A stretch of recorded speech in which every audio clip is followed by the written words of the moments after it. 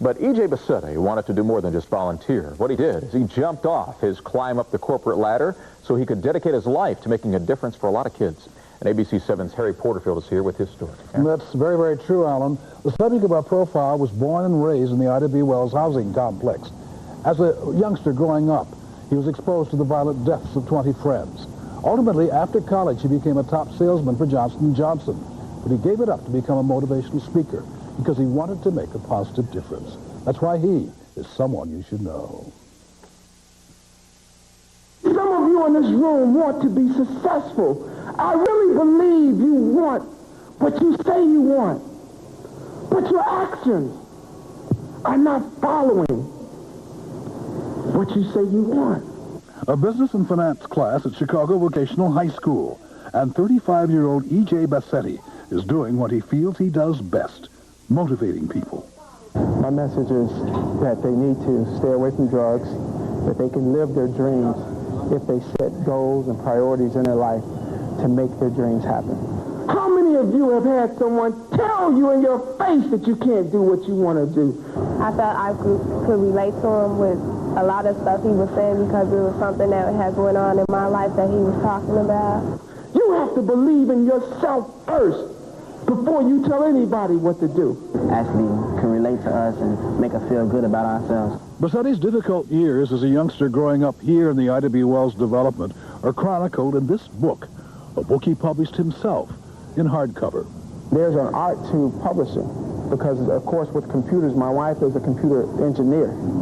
So she diagrammed the book right at home, and we were able to work together as a team. I've turned my life into being a problem solver instead of a person that just looks at a problem and talks about it. I concentrate 10% on the problem, 90% on the solution. EJ Bassette, motivator and someone you should know. And by the way, that book is not available in bookstores. He sells it personally, and so far he has sold 4,000 copies. Wow. Good for him. Done very well. He jumps right in. That's right. Right, Harry.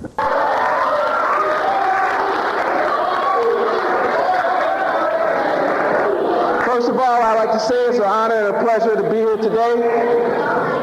I hope that what I say will fall upon someone's ears today. And I hope that some of you in this room will take what I say seriously because it's a very serious matter.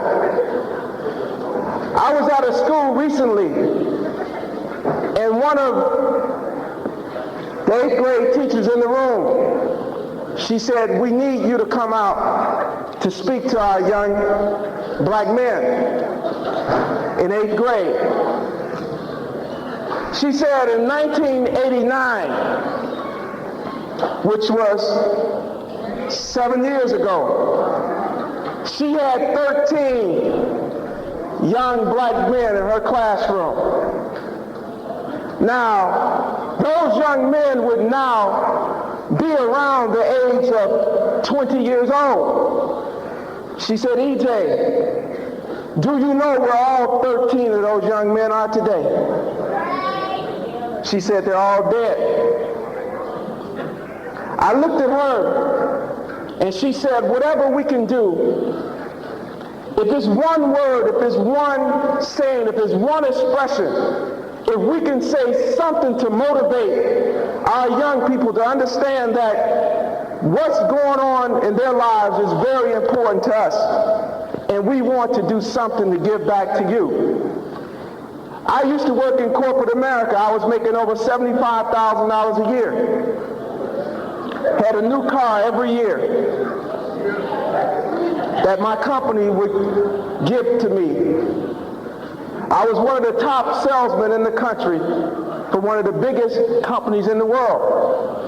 But at the same time,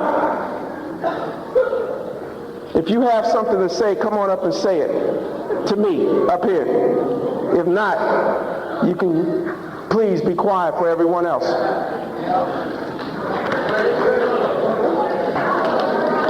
Because I love you whether you listen or not. That's the condition and that's the price we pay.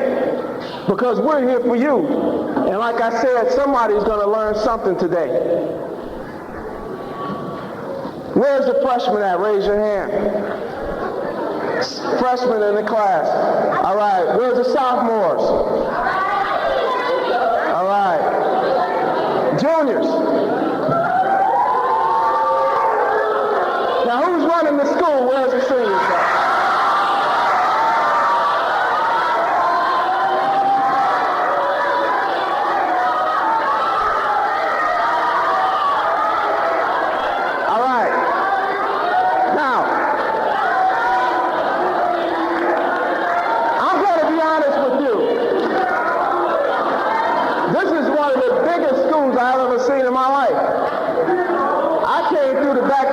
And I said, where do I go? I didn't know what to do.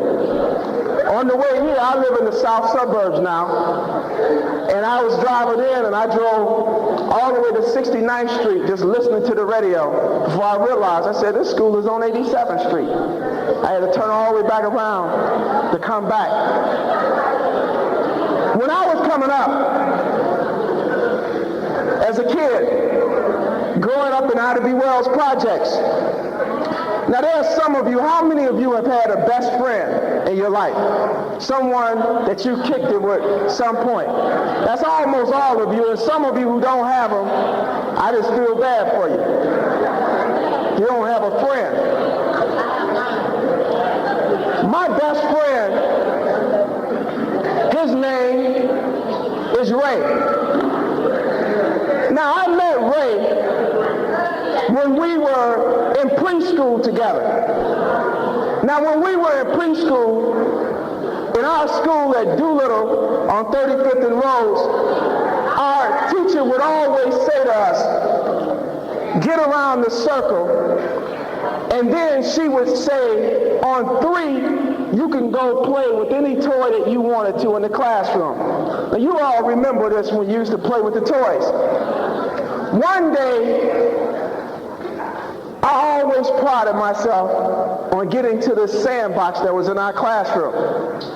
And every day when the teacher said go, I would stand on the end of the circle and I would run to the sandbox as fast as I could. This one day there was a new boy in class. He had a little bow tie on and a little jacket. And when the teacher said go, he elbowed me right in the stomach. Then he beat me to the sandbox. Now every time I went to the sandbox, I would always pick up the shovel. Because I knew if I picked up the shovel, all the other little kids had to come to me in order to get the sand to put into their pails. But this little boy beat me, picked up the shovel, turned around, and hit me right over the head with the shovel. That was Ray. So you can imagine when I got home, I saw this little boy out playing. I said, Mama, I'm staying away from him. He's crazy. But we became best friends. Now, when we were also coming up, I know for the guys in here especially, when you were little, your parents said, don't throw rocks at cars. How many of you, when you were little, your parents said that? Said, don't throw no rocks. I know you're still doing it.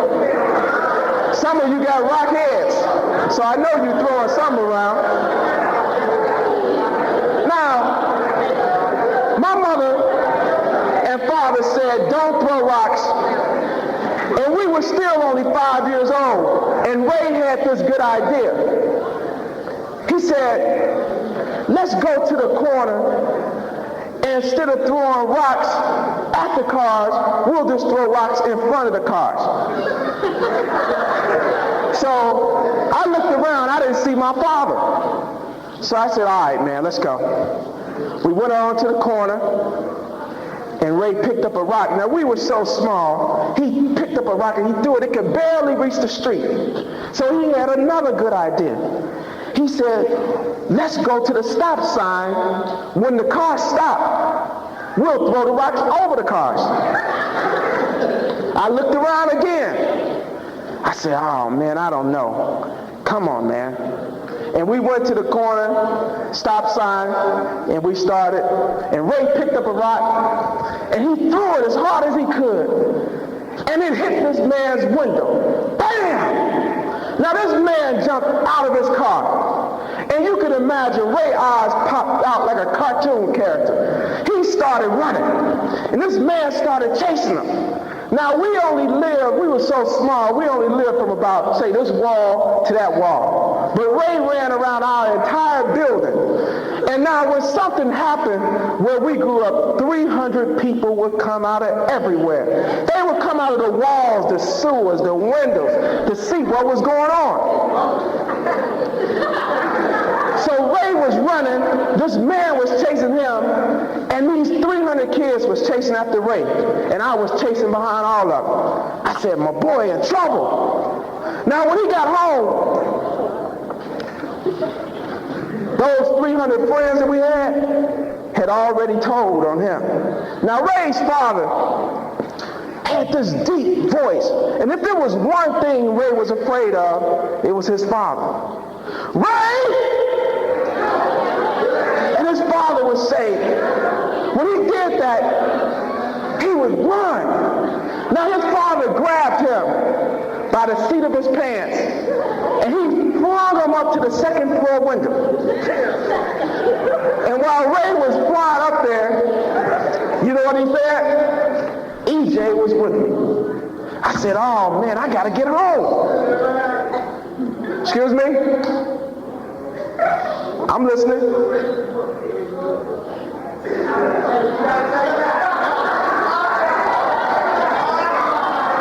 And my cord is long enough to reach everybody in this room. I just want you to know that.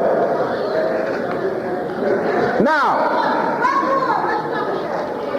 when Ray was going up, he hollered my name, and by the time I got home, those 300 kids was at my house. And now my father didn't holler at all. He was the strong, quiet type with a big fist. I mean, his fist looked like a boxer's fist.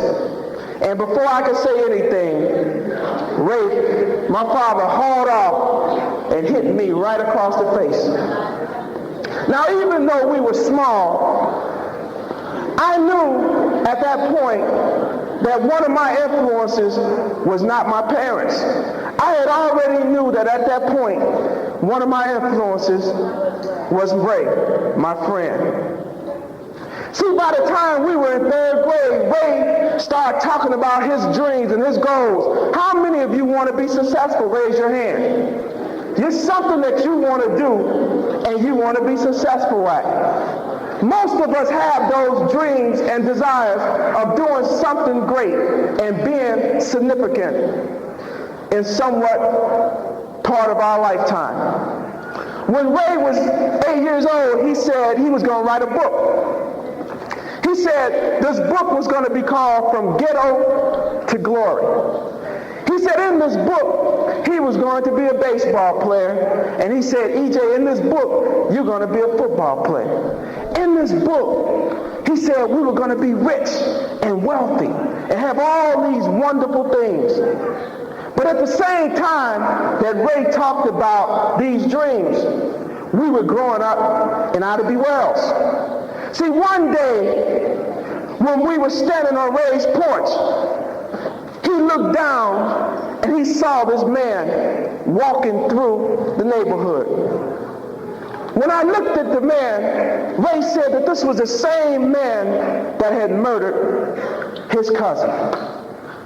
I looked at Ray, I said, there's no way this man could have murdered your cousin, because if he did, he'd be in jail. I found out that Ray was telling the truth. So when I would see this man, what do you think I did as a kid? He on like a bullet. I was gone. But every time Ray saw him, he never ran. One day I ran behind the building, and as I looked, Ray was shaking this man's hand.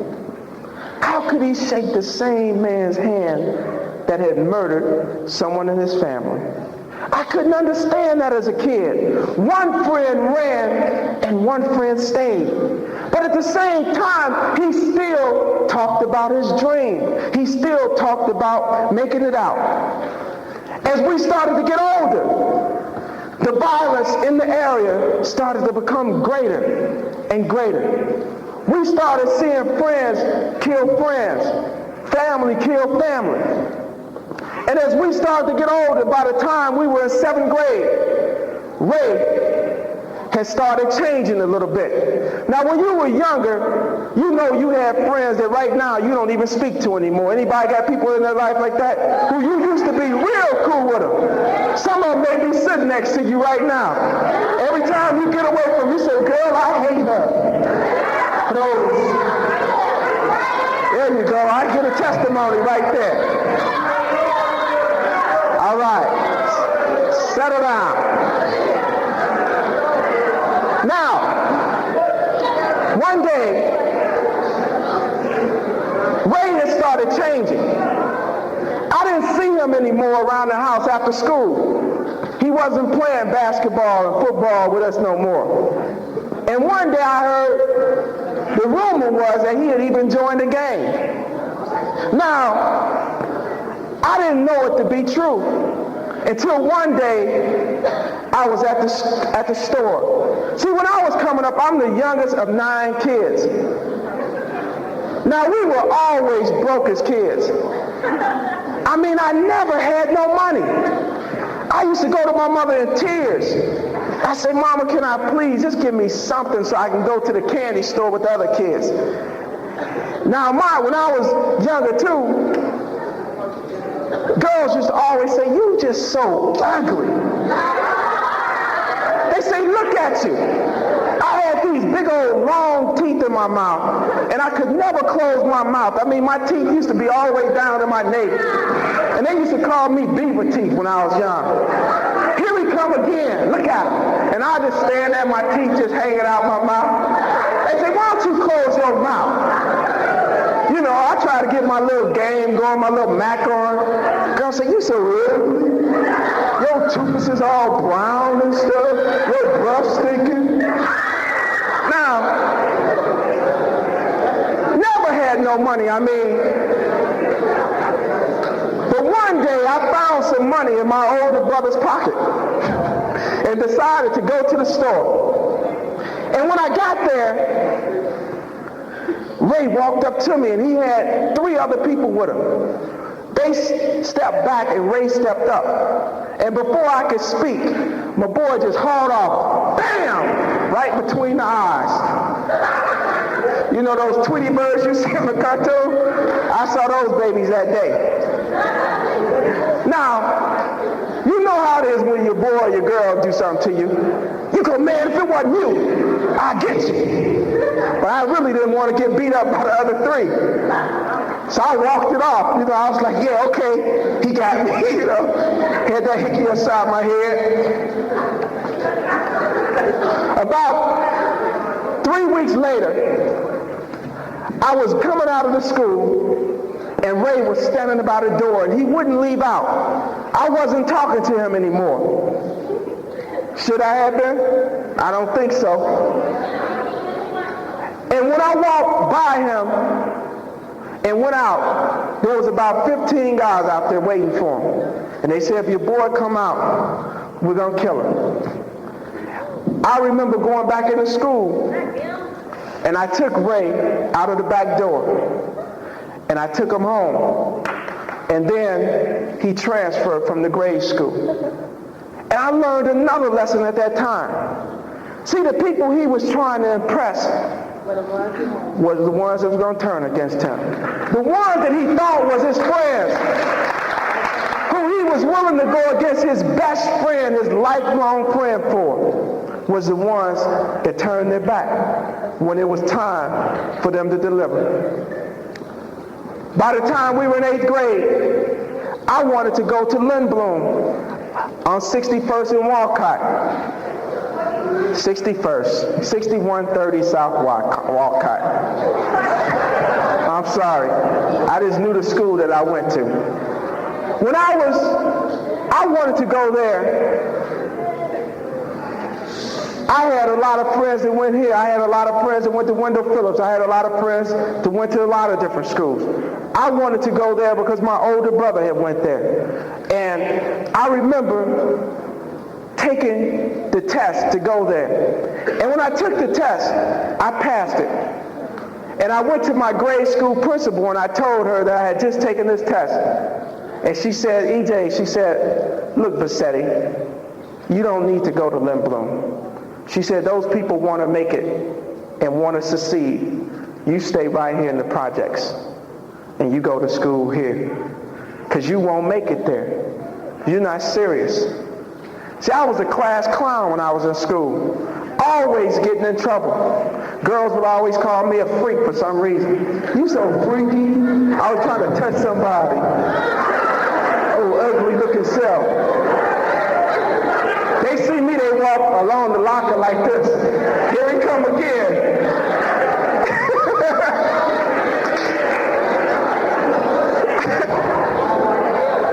You know who the creeps are, and you don't point to nobody. Always looking at the girls. Now listen up. I don't want to get off the story yet. When we were in 8th grade, again, your peers have influence. Now, when we were coming up, we had the big old afros. And I never combed the back of it. I mean, it was always nappy. It was just nappy. I mean, they would look at me, they say, why don't you comb your hair? I say, I did the part I could see. But Ray had got this new outfit for graduation. I mean, it was so cool. I mean, if you could see, it was bell-bottom pants. I'm talking about polyester. And I said, I saw this outfit. I said, Mama, you gotta get me this outfit. I said, if I get the outfit, maybe the girls will like me finally. So she took me to the store. She said, boy, if you want the outfit, she said, if I gotta get you the outfit. I mean, I thought I was looking good, man. Then I said, Mama, Ray got the shoes. I said, he got the shoes. I said, you gotta give me the shoes, Mama. Oh, I thought I was looking good. I even combed the back of my hair for graduation. And the girls say, that's a nice outfit, but you still ugly.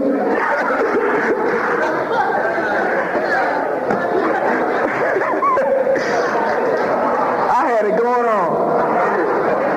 Go back and check your parents' outfits out. They call you crazy, right? Say, Mama, let me see your yearbook from high school or grade school. She gonna say, no, honey, just go. I don't want you to see that stuff, that old stuff, because she was looking as crazy as she want to be. That summer before we went to school, it was 5 of us sitting around. And we lived right off the lake. Ray said, man, what we gonna do today? And one of my friends said, let's go to the lake. He said, man, there's always people walking along the lake. Let's go and take somebody's boombox from them. I said, man, I want to play football. I said, I don't know, man. I get in trouble, but I don't like robbing nobody. My other partner said, man, come on, man. How you gonna play football in high school?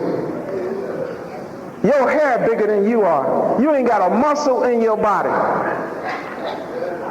Ray looked at me and I looked at him and he walked away. They came back and told me how they had knocked this guy out and taken his radio from him.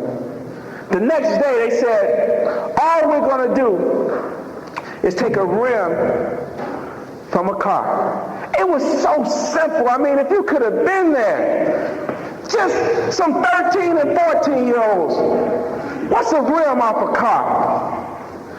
I sat there again as my friends talked about me. And I looked at Ray. I said, nah, man, what about the book we're going to write, man? What about the things we're going to do? Think about some of your friends now. What did they start off doing? Stealing little things out your house when they came over. You say, man, wasn't that my CD? Oh, man, it wasn't your CD. I got one just like yours.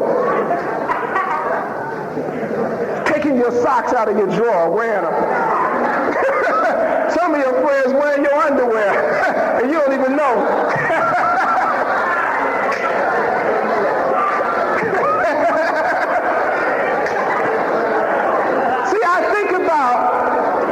I think about those young men. I think about the ones that was with Ray and me that day. See, one of those young men murdered a girl when she was 9 months pregnant. He killed her and her baby.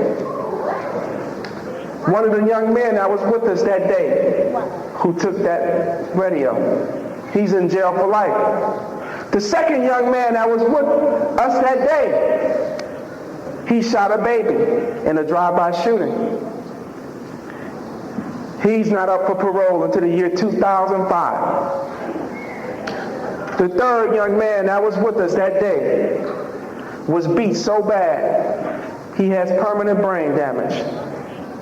That only leaves two of us. That's me and who? And Ray. And that's what we're going to talk about. See, my best friend from childhood, just like you run around with people and you say, whatever happened to them? Where are they at now? You have so much fun with them. See, I went on to Lindblom, and I didn't know Lindblom was in what they call the Inglewood area. Didn't know nothing about that area until I got over there. Those brothers over in the Inglewood area, they wait for you under the bus to rob you. They wait before the bus stops to rob you. And one day, I had finally made the football team. And the coach said, whatever you do, don't give up that equipment. And I was coming home one day on 63rd Street, taking the 63rd Street bus. I got off on Ashland. And when I got off, the dude saw my watch. And he got off the bus after me. I said, I can take him. You know, I got my books and my football equipment. But before I knew it, it was 10 of them surrounding me. Now, I'm straight out the projects. As they surrounded me, I said, what you want? They said, this is what we want. Bam, bam. I said, oh! I said, all you want is my watch? See, until you get hit as hard as I got hit, you don't know what you're going to do.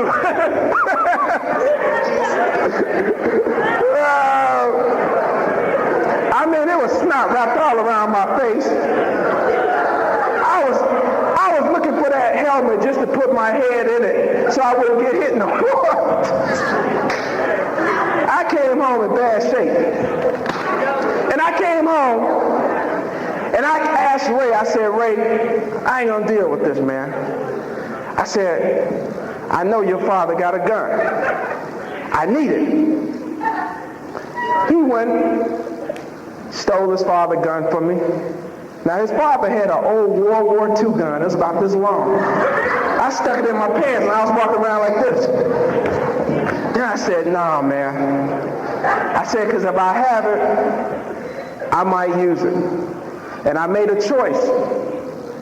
And that choice was to go there and to deal with it. Now when I got there, how many of you have now a second set of friends? You had a set of friends that you grew up with, and now you got a set of friends at school. And some of you don't have friends at school or around where you grew up at. Now, when I was coming up, and in school, the second young man that I wrote about, his name was Deke. Deke, like D-E-K-E. Ray was going to a different high school than me. He was at Wendell Phillips. I was at Lindblom. And I met some new friends. Now, how many of you love your mother? You just love your mother. That's most of you. Look around. I'm going to say it again. If somebody don't raise their hand, just look at them and go, How many of you love your mother?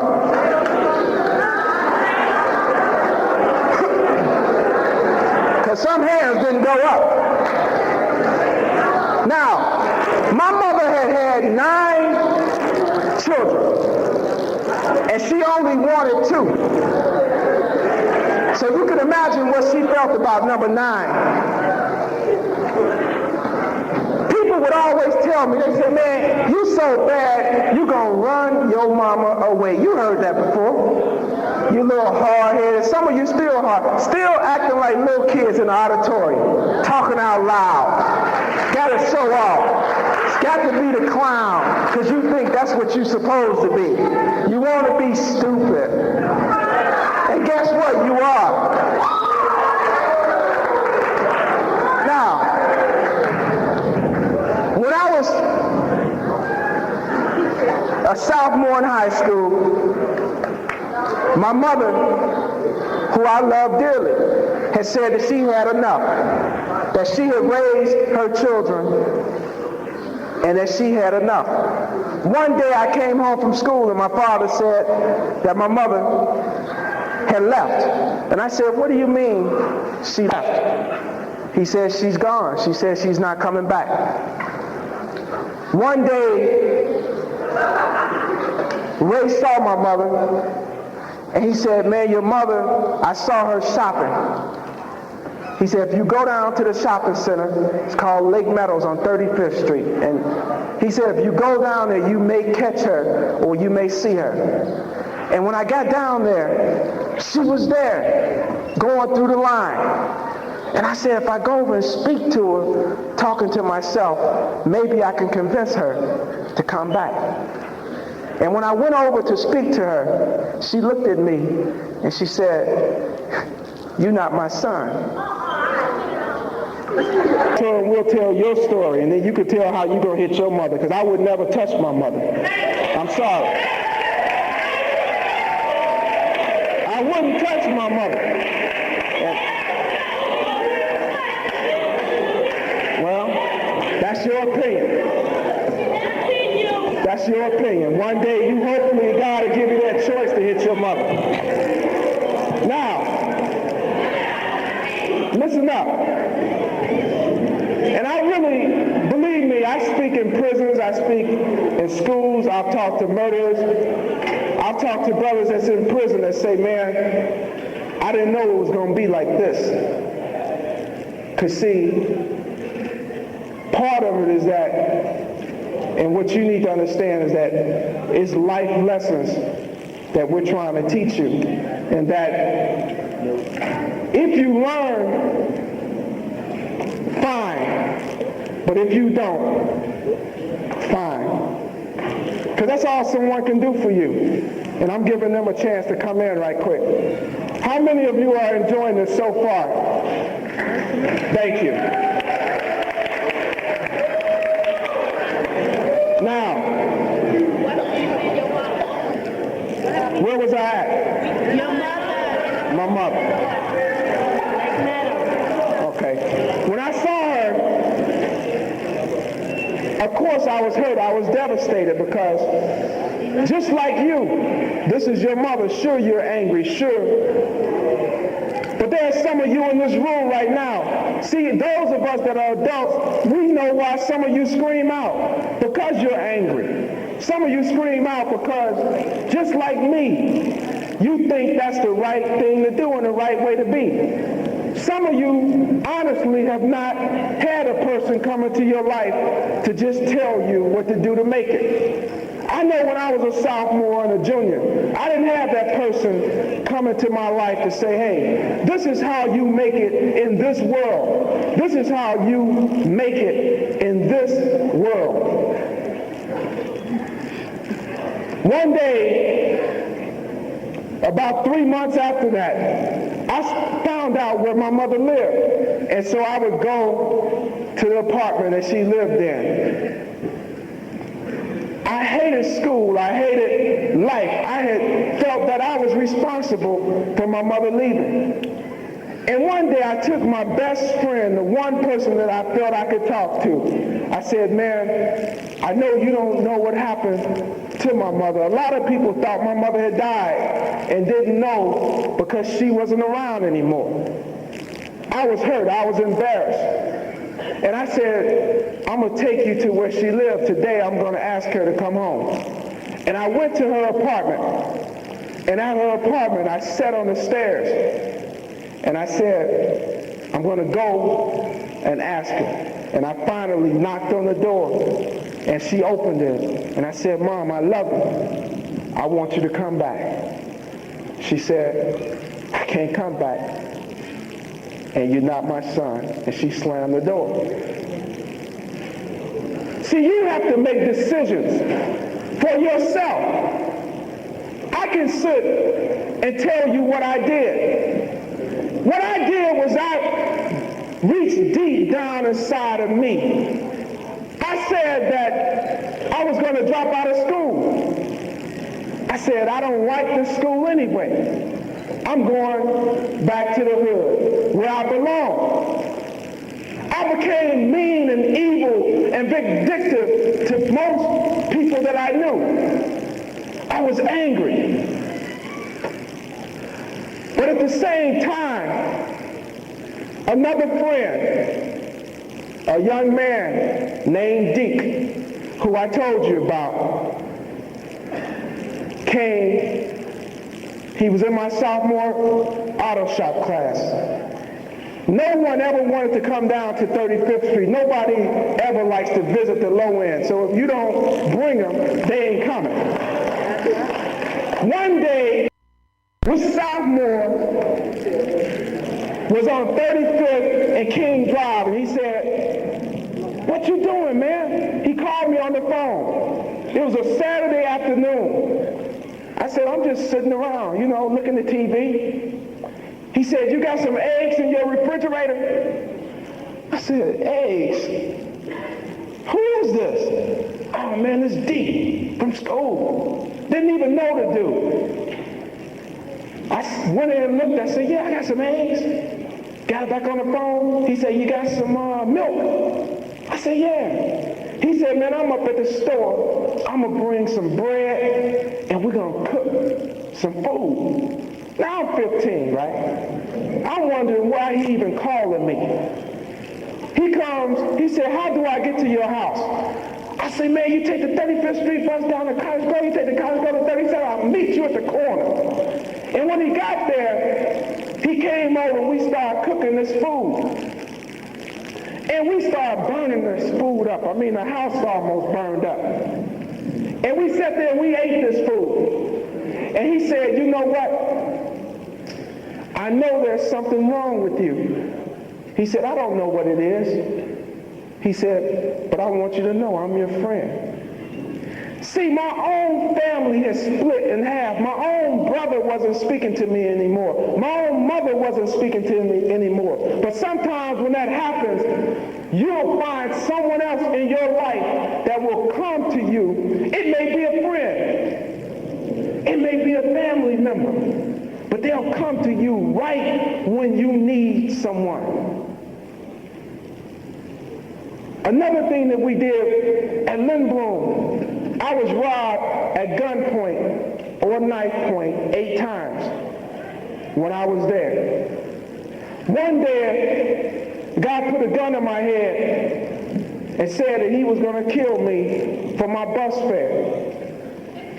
Deke was with me. Deke said, man, it was 5 of us and 2 of them. Deke said, I'm walking. Shoot me if you have to. Deke walked away. Eventually, the other 3 walked away, and I was the last one. And I don't know if you ever had a gun in your head, but I was like, please, Lord, give me one more chance. I'll be better this time. But we had the confidence to stick together and work together. Deke said he wanted to go to a school called Western Illinois University. It's about 4.5 hours from here.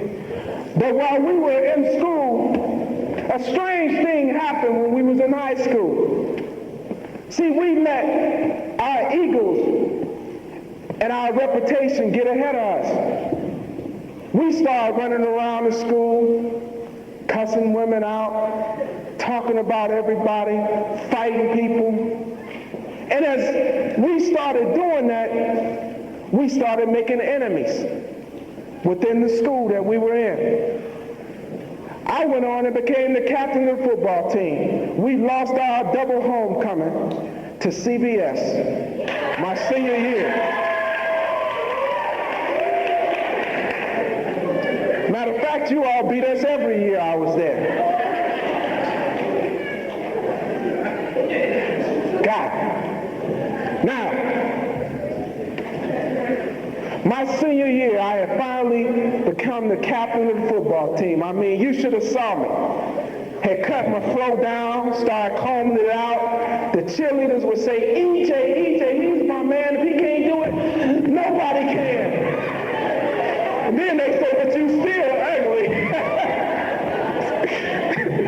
But one day, the scouts came to recruit me.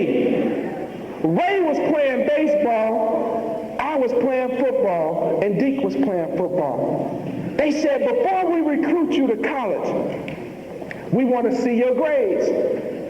They said, what is your GPA? I said, my GP what? They said, son, your grade point average. I said, I never heard of that. He said, let's go see your grades. And we went to my counselor's office. I wasn't an A student. I wasn't a B student. I wasn't a C student. I was a D plus. And you know what the scout did to me? He looked at me and he laughed just like you laughed. But I know right now that when we go to college, 75% of us don't make it. I know right now, out in the business world, I was with a black architect yesterday and he told me not one building downtown has a black man's signature on it for building that building. So when you laugh at me, you looking in the mirror and laughing at yourself. Understand that. I'm you and you me, and we're going to figure this thing out together. I didn't know that there was a such thing as a GPA. My counselor had never told me. For the first time, I felt cheated because I didn't know. See, I realize now that information is everything. There are kids right now that's no smarter than any of you. They just know more information than you. Someone has prepared them better than someone has prepared you. Right now, I speak to kids all over the country, and I see the smart ones, and I see the dumb ones. But I understand that the ones that are dumber, some of them have it up here. They just wasn't given the right resources. He said, you got one chance to get your grades together. He said, if you go and get almost straight A's your last semester, you'll graduate. I graduated with a 2.0000000 and earned a scholarship for college. Now we were going away for the first time, and we were on this campus 4.5 hours away from here. Excuse me? How did I get a scholarship? Because my grade point average went from a 1.9 to a 2.0. And they gave me a chance to earn a scholarship at this college. And I earned it. I really walked on the football team and earned a scholarship the next semester that I was in school. When I went down on this campus for the first time, we were out of our environment. See, we were on an all-white campus. And on that campus, Deke was down there. and he decided to pledge a fraternity. I was there. I tried out for the football team and made it as a defensive back. Ray was there, and he tried out for the baseball team, and he got cut. So Ray got mad and stole a uniform and put his name on the back, Little Ray. Then he went to the stores and he said, man, there's no cameras in the stores. He said, there's no plexiglass between me and the jury. He said, man, this is like being in Mayberry with Andy Griffith. I said, for real? He said, man, I could get whatever I want from behind the counter. I said, man, can you get me a ring and a gold chain for my girlfriend? I said, I'll pay you for it. And Ray came back with a $400 rope, and he sold it to me for $25. Then he started breaking in rooms, taking stereos, and taking people's stuff. And we laughed about it. I mean, we walked around the campus. See, we were from Chicago. We were supposed to be gangsters. We were supposed to be this. We were supposed to be that. We thought that we were supposed to be all these things that we had heard about. So we started acting out all of these things. One day, Ray flunked out, and he was back home in Chicago. He called me and he said, you gotta come home. My mother just died from a heart attack. He said, she had a heart attack right in front of me, and I didn't know what to do for her. At her funeral was the first time I heard my friend talk about dying.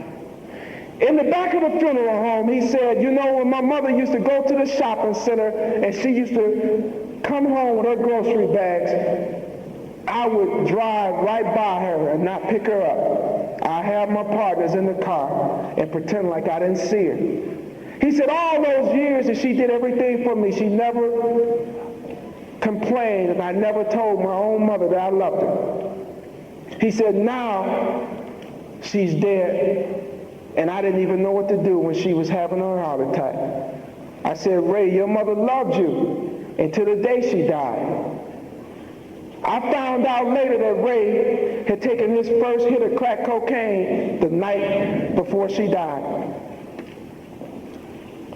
About 3 weeks later, I was back at school and I received a call, and it said, you gotta come home. Ray just got shot in the back. When I got to the hospital, they had put his bladder in one of those plastic bags.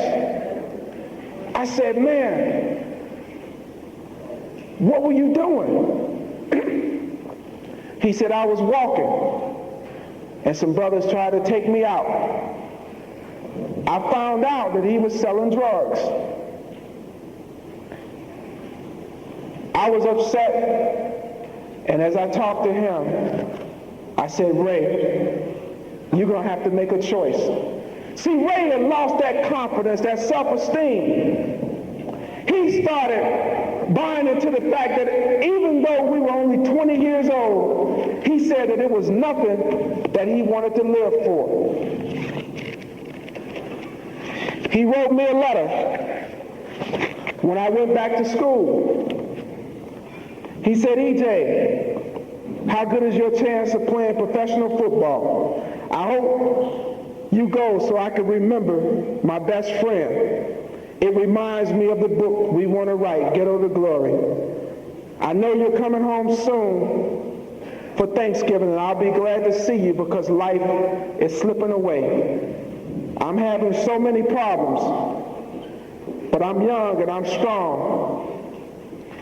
It's hard being away from you because you're the one person that keeps me up. This was my best friend asking for me to help him save his own life. See, when I would leave, he would say, it's my friends. He said, E, you know we grew up with these boys. Every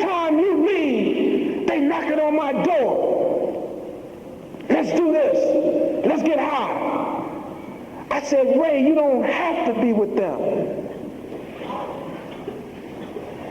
When I went back to school, I went and I talked to Deke. I said, Deke, we have to do something to change. See, we had become big men on campus. We had started fighting everybody. It was more fights on a college campus on a Friday night than in Chicago with the black students on that campus. There were more brothers in prison up there in a small town than in Chicago. The police on that campus would have to surround us because we acted a fool every night on the weekend. I went to Deke. I said, man, I'm tired of fighting. I'm tired of pulling crowbars out of my back trunk of my car. I said, man, we in college, away, supposed to be learning. And look what we're doing to each other. One day, there was a fight in a party, and somebody hit Deke in the head and split his head. And he wasn't even in the fight. We talked after that happened. And I said, man, we created enemies. We created an environment that now brothers want to take you out when they get a chance. I said, the only thing you can do is to change. I started going to the library. I used to sit in the back of the classroom at one time, never studied.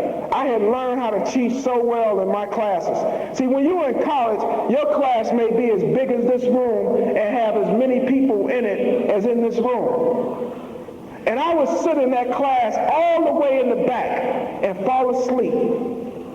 If the professor even looked at me, I would look at him like, I'm going to kill you. C-I-L, kill you. I would look at the man and look at myself and say, hey, and do things for myself. And as I started changing, I went from not studying to studying 6 hours a day. And as I started studying more and more brothers and sisters started coming to me. And guess what they said?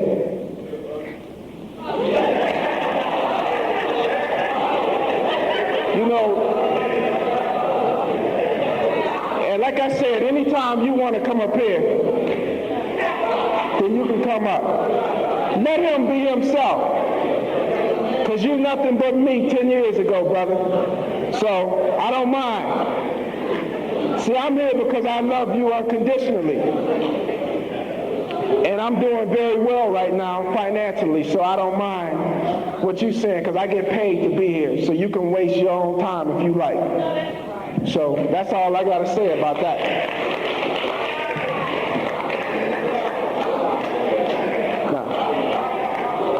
Now one day, and we're going to get over this as a people, or we're going to drown together as a people. That's all that's going to happen to us. Because there's some very serious things that we're going to talk about in the next few moments. Now, I went on, and as I started changing, I had brothers like that in the back of the room that's going to challenge you. Because you can always find a coward that's going to holler out, or you can find someone who's going to challenge you. There's no such thing as the baddest person on earth. He don't exist. And once we learn that as young men and women, that it's all right to be challenged. It's all right to walk away. It's all right not to confront someone physically. You know, there's no way that a 17, 18-year-old could get me riled. I'm 35 years old. There's just no way. You can't do it.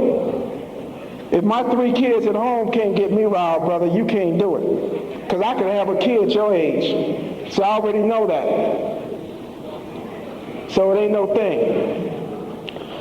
When I went to Deke, and I had a conversation with him about change, and Deke looked at me, he said, look, if you want to change, that's good for you. He said, I'm not ready to change.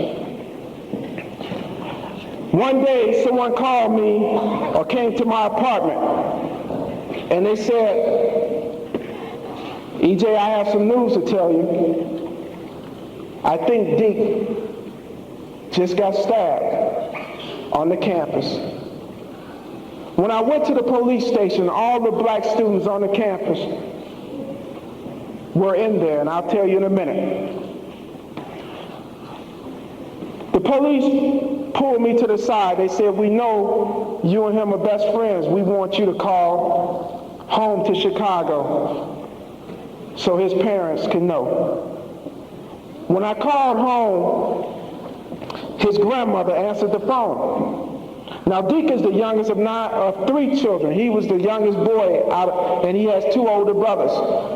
His grandmother answered the phone. It was about 12 o'clock on a Tuesday night, and I said, Grandma, this is EJ. She said, EJ, what's wrong with my baby? I said, Grandma, I can't tell you what they're saying. See, Grandma had just sent us up to that campus a month earlier to get away from the city. Deke was a baby in his house. He was the youngest. He was his grandma's kid. He was his mother's little boy. She said, you can tell me, my heart can take it. I was sitting on the phone with tears in my eyes. I said, I can't tell you. I said, if you can put one of Deke's brothers on the phone, maybe I can tell them. She said, I know if he was all right, he would have called home himself. See, there hadn't been a murder in over 100 years in this town. 100 years. And 2 young black men went up and one murdered the other. When I went outside of the police station, I went and laid my head on a van that was out in front of the police station. I was praying to God that this wasn't true. And as I laid my head on the van, I saw a body, and my eyes started following this body along this gurney that it was laying on. And I saw my friend laying there with his head to the side with a knife in his heart. They didn't even cover his body up, and they were taking it to Springfield for the autopsy. I told his mother and his grandmother, I said, don't come up to this campus tonight because someone would have an accident. His brother, they lived on 67 in Halsted. His brother picked up the phone. I told him what was going on. He dropped the phone and walked from Halsted to the lakefront with no shoes and no socks. I said, don't come up here tonight because you all will probably have an accident trying to come up to see about him. At his funeral, I talked to Ray again.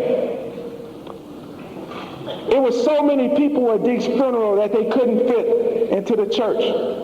And I said, Ray, we lost one friend.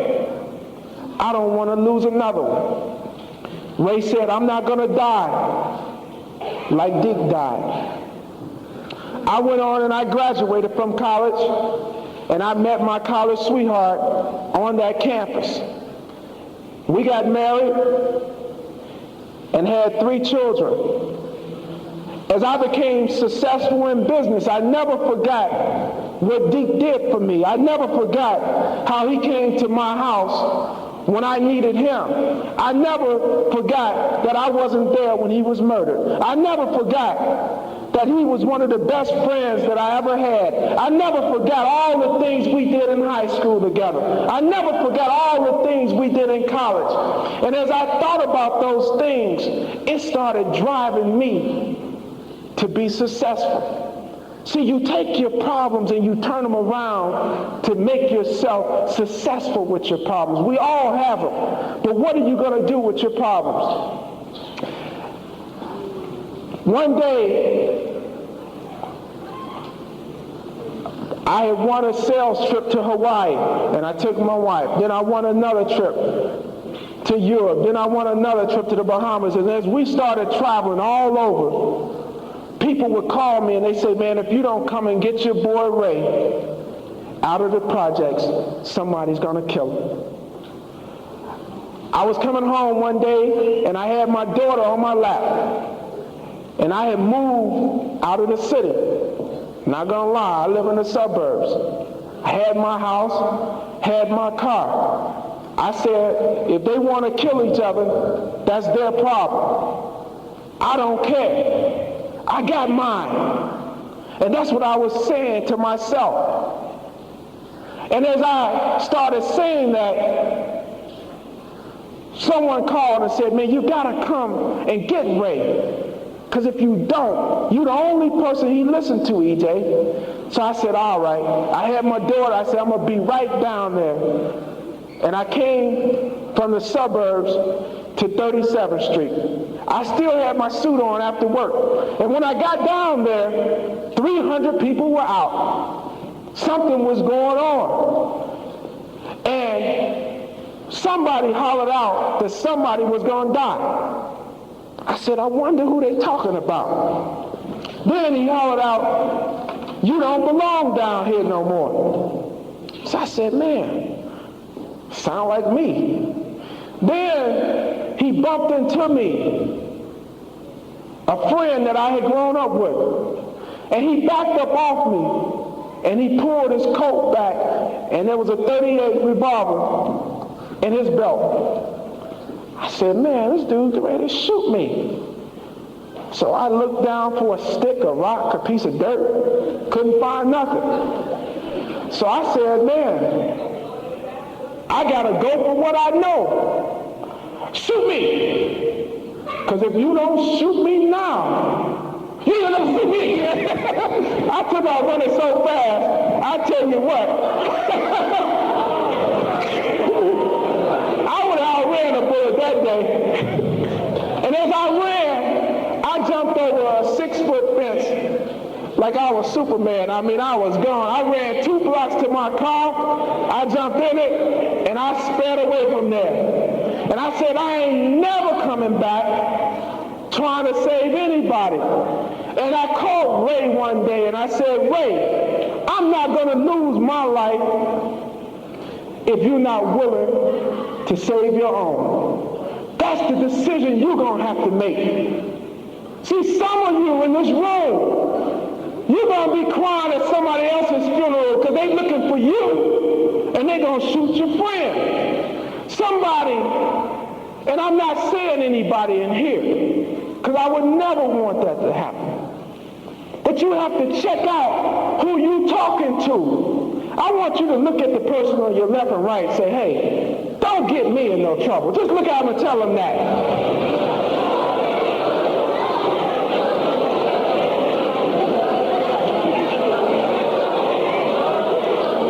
Now,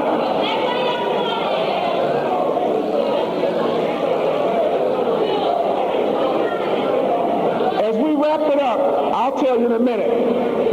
I want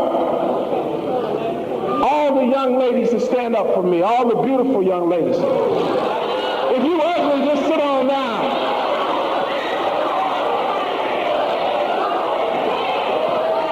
Now, I want you to repeat after me. I, as a woman, will be responsible for myself and then responsible for others. I, as a woman, will not let anyone use or abuse me. I want all the guys to look at them because these are your wives right here.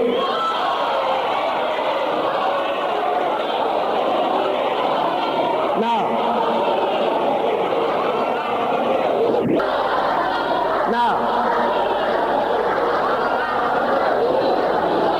I want you all to understand, sisters,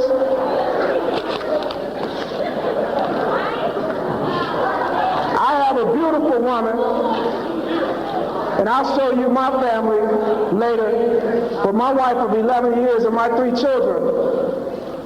I know that brothers looking for good women, not a woman who gonna let somebody use or abuse them. Not a woman that's gonna follow behind a man and do whatever he say.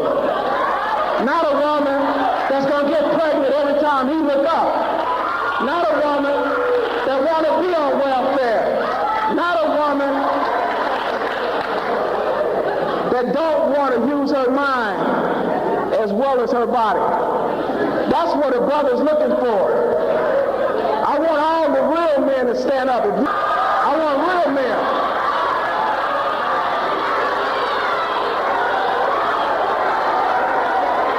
Okay. Repeat after me.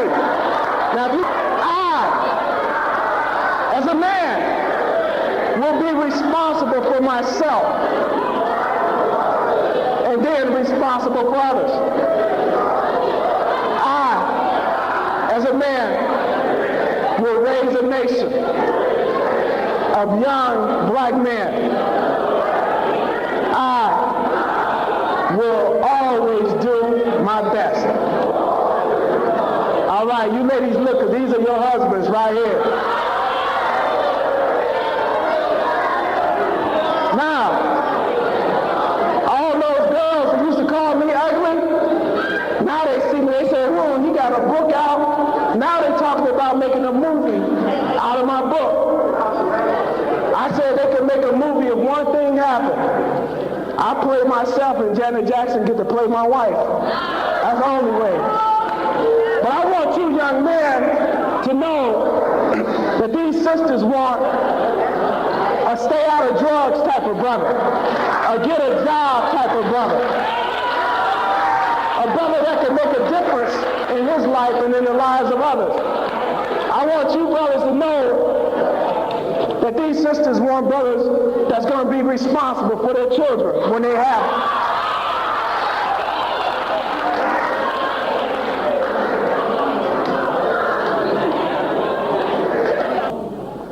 See, I look at my son, and my son wants to be a scientist, an engineer, and a fireman. He said he's going to make these things called pajamas. When you put them on at night and there's a fire in your house, you won't be burned. Now, he's 8 years old, and he wants to do this. There are babies right now, when I go into schools, they're called crack cocaine babies. The average age of them is in the 6th grade. These kids don't listen well. Some have disorders and things going on. But guess what?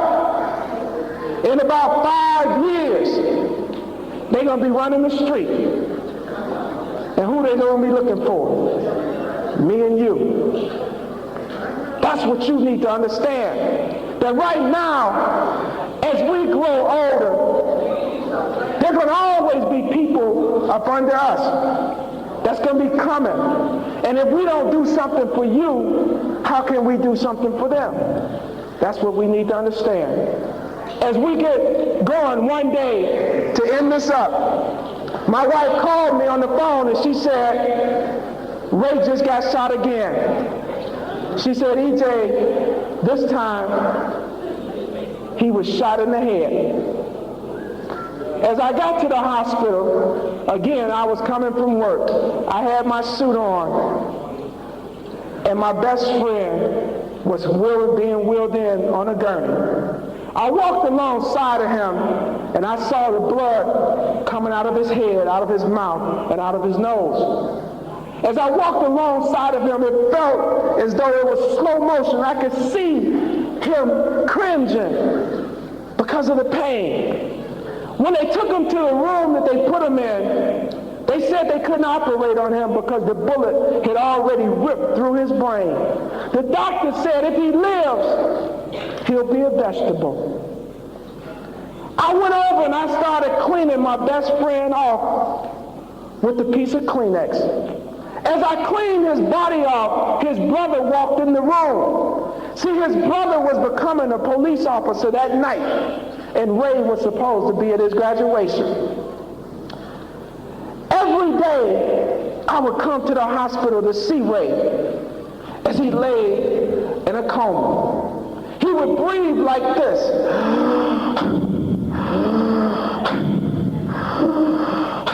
24 hours a day. I would get down in his ear and talk to him. I would say, Ray, it's me, EJ. And his eyes would pop open for 1 second. And then a tear would come down his face. See, I knew he could hear, but he couldn't move. Can you imagine yourself with a bullet lodged in your brain, dying for no reason at all? Can you imagine yourself doing some of the things that happened to us, and we laugh about it as though nothing's going on? See, there are some of us that care about you. There are some of us that's looking at this and we're saying, God, what's happening to our kids? Who's going to help save them from themselves? I found out that the answer is not in me. It's in you. It's always been in you. You have to want to be better, brother, to be better. You have to want to be a man to be a man. You have to want to be a woman to be a woman. If you don't know how to be it, you look for the answer. You find somebody who can help you. I had to search because I wanted to live. I didn't want to die, and I don't want to die like that. I want to be wealthy, rich, filthy rich. I want to see my kids go to the best schools in the world. That's what I want. What do you want? See, they burying us 2 at a time now. The best business in this country is a cemetery and a funeral home in the black community. But you can fight back if you believe in yourself.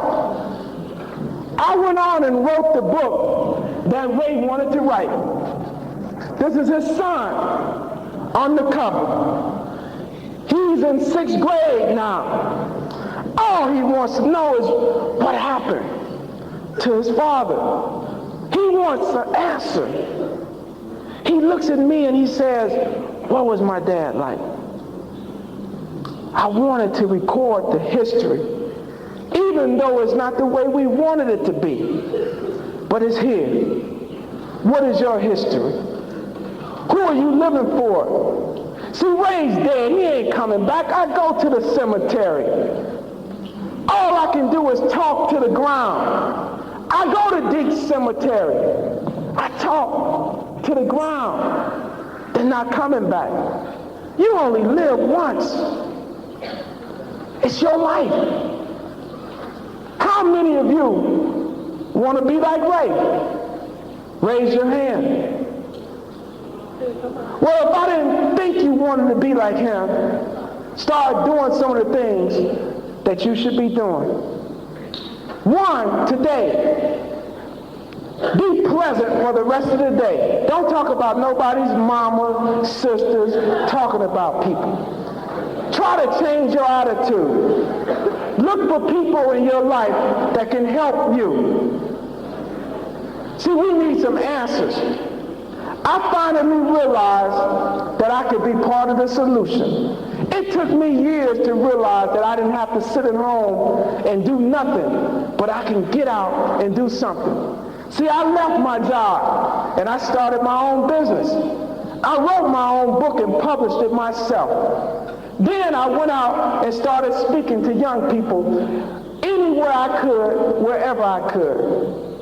Then I went to my wife and I said, honey, if you do this, I'll make sure my kids get their homework and fed every day while you go to work and while I go to work. We did it as a family, a woman and a man. What are you going to do with your life? You ask yourself those questions. Some of you want to make it. Raise your hand again if you want to be successful. Where does it start? Point to that person in the mirror. Point to that person that is you. As I leave you, I want you to know that I love you and God bless you. And thank you for having me, and thank you for having me here at CVS. I love you and God bless you.